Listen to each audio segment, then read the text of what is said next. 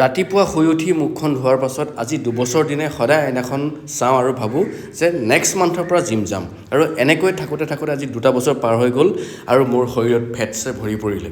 তো আজি আইনাখন চাই মই ডিচিশ্যন ল'লোঁ যে এনিহাও মই মানে ফেটটো লুজ কৰিব লাগে। আৰু প্ৰথমতে গৰম পানী গিলাচ খাই দিনটো আৰম্ভ কৰিছোঁ আৰু আজি এটা পণ লৈছোঁ যে মই ফেট লুজ কৰিম। নমস্কাৰ, গুড মৰ্ণিং। ৰাতিপুৱা চাহ কাপৰ পৰাই ভিডিঅ'টো আৰম্ভ কৰিছোঁ, কাৰণ আপোনালোকে গম পাইছেই মই আজি 2 বছৰ দিন ধৰি জিম যামকৈ থাকোঁতে মোৰ বডি একদম ফেটছে ভৰি পৰিছে। চ' ভাবি ল'লোঁ যে মই ডিচাইড কৰিলোঁ উইদাউট জিম কেনেকৈ মই মোৰ ফেট লুজ কৰিম। চ' আজিৰ পৰা ষ্টাৰ্ট কৰিছোঁ সেই ফেট লুজৰ প্ৰক্ৰিয়া, ফেট লুজৰ ৱৰ্কআউট, ফেট লুজৰ ডাইট।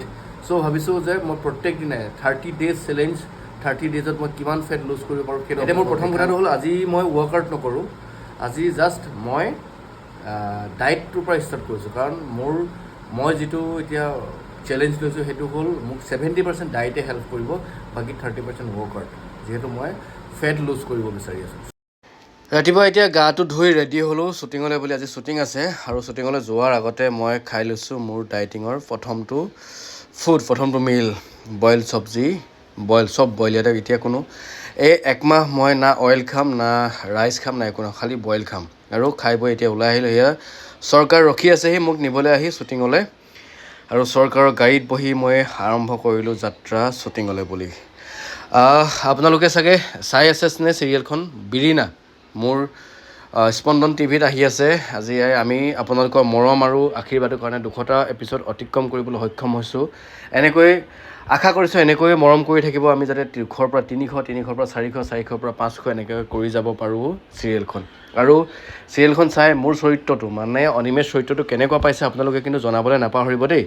আপোনালোকৰ কমেণ্ট, আপোনালোকৰ মৰমে মোক আৰু উৎসাহ দিব, যাতে মই আৰু ভালকৈ কাম কৰিব পাৰোঁ আৰু এনেকৈ আৰু কিবা কিবি কৰিব পাৰোঁ। গতিকে সকলোৰ পৰা মৰম আৰু আশীৰ্বাদ বিচাৰিছোঁ, বিৰিণাই যাতে আৰু আগুৱাই যায়, আৰু বেছি ভাল হয়। এতিয়া আহি মেকআপৰ টেবুলত বহিলোঁ, মেকআপ দিছে আমাৰ ইম্পীয়ে। ইয়াৰ আগতে মেকআপ আৰ্টিষ্ট আছিল আমাৰ অনামিকাৰ পাছত অনামিকা কিবা এটা বিশেষ কাৰণত তেওঁ নাই, আৰু এতিয়া ইম্পীয়ে মেকআপ দি আছে।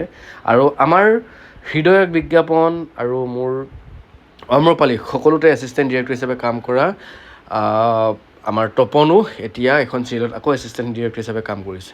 গতিকে সকলোৰ পৰা আশীৰ্বাদ বিচাৰিছোঁ, সকলোৱে চাই থাকিব আৰু সকলোৱে আশীৰ্বাদ কৰিব। ধন্যবাদ।